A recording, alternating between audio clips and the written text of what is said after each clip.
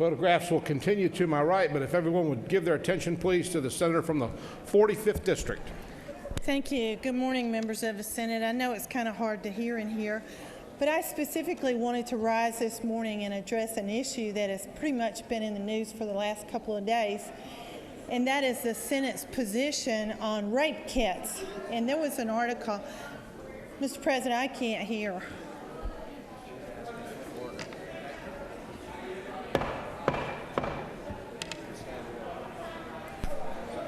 If we could have order, please.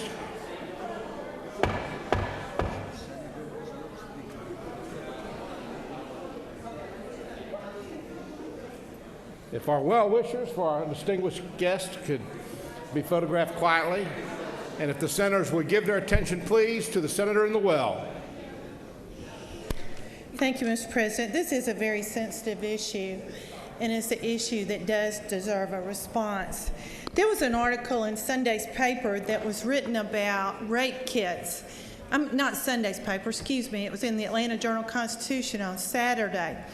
And unfortunately, I interviewed with the reporter, who is unlike the reporter that covers our usual beat, who does a fabulous job and is always very thorough. But on Saturday, she wrote an article and had interviewed me for, I guess, about 15 minutes outside in the hall. But unfortunately, the comments that I gave her, she put absolutely hardly anything into the article. And as we all know, as elected officials, we can't argue with people who produce print on paper.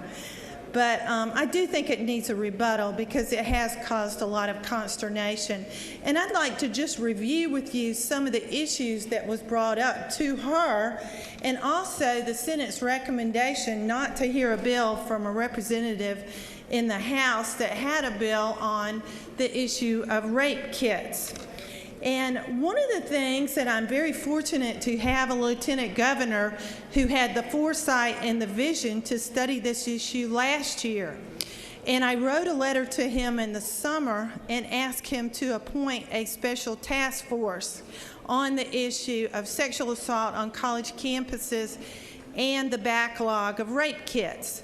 I was very fortunate that the lieutenant governor did do that, and he appointed a committee. And the committee was comprised of the following members: the members from the 11th, the 2nd, the 22nd, the 40th, the 36th, the 23rd, and myself from the 45th. So you see, it was a fairly large committee that had purview over this. We had a meeting. The first meeting was held on December the 7th. The meeting was held at the state capitol on Monday, December 7th. We had the Board of Regents testify. We had the Georgia College and State University, the Georgia Bureau of Investigation, Mr. Vernon Keenan, the director. We had Grady Health System. Mr. Tim Jefferson was the general counsel, and Ms. Lindsay Caulfield. We had the Georgia Network to End Sexual Assault, Ms. Jennifer Bevins, the president and CEO. The Georgia Coalition Against Domestic Violence, Ms. Allison Smith-Burke, Director of Public Policy.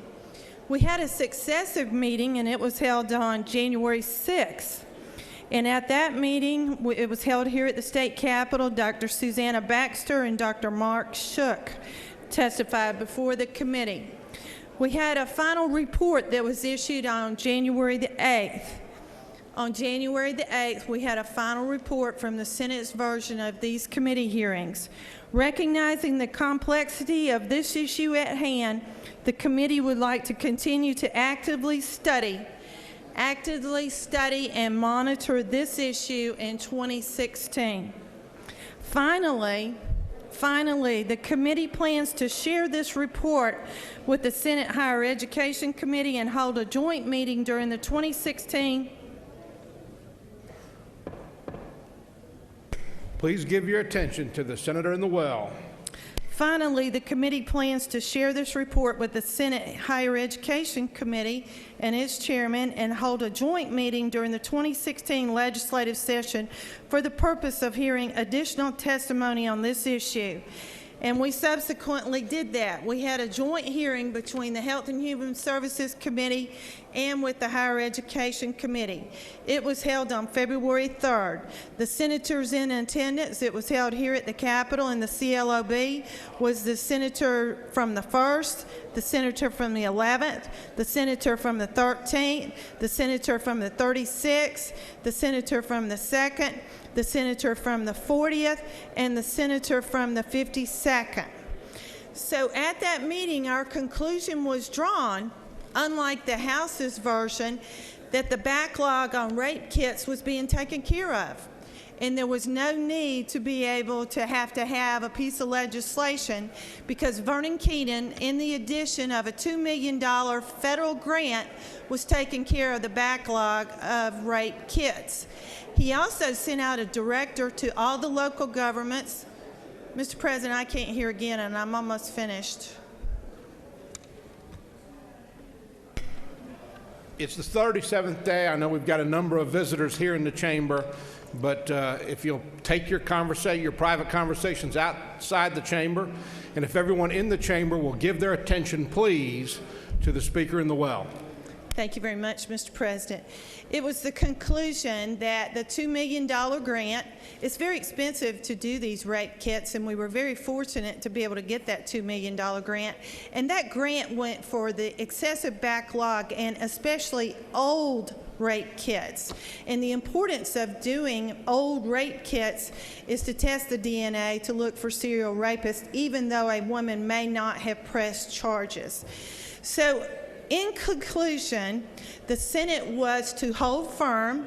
I had an agreement with the Georgia Hospital Association, the Community Hospital Association, and the Rural Hospital Association, along with local law enforcement, along with Director Keenan, that we would stand firm for the next year and to continue to see if this infrastructure changes, the process that we are now implementing, that it was being implemented successfully, that it continues to be that way. The main problem that we found in all of these hearings that we had was Grady Hospital in Fulton County. And the problem there was they would call the Sheriff's Department or the APD, and they would not come and pick up the rape kits and deliver them to the GBI headquarters. So in essence, we would be writing a law to change the whole state of Georgia for law enforcement officials in your local communities that are doing a good job because of one particular incident here in the city of Atlanta. So I wanted to just give an explanation and reassure to the senators that with these 4 hearings, these 4 conclusions that were drawn, that we're continuing to monitor the sexual assault on college campuses. That too did not have a piece of legislation coming out of that committee either, just like the rape kits did not have a piece of legislation coming out of it. But I can assure you that if victims are in harm's way, that next year in January, if the infrastructure is not continuing to improve, that we will have legislation. And I look forward to working with all of you. If you do have complaints in your local communities about this issue, whether it's on your university or college campuses, or you have problems with your hospitals or local police departments, if you will let me know, we will be sure to take particular attention to that. With that, I look forward to working with you on this important topic, and I yield the well. Thank you very much. Next order of business is introduction and recognition of the Doctor of the Day. The chair recognizes the senator from the 24th District for that purpose.